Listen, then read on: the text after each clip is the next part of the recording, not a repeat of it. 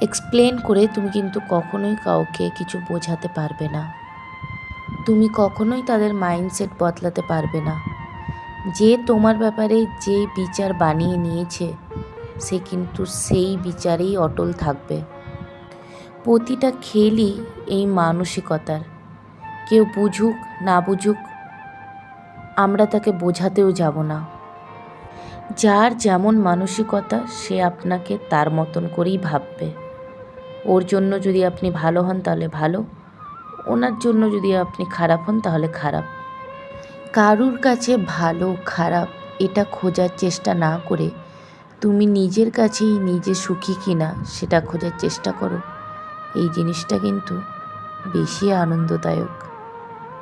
আর আমার সাথে ভালোবেসে বলো রাধে রাধে, হরে কৃষ্ণ।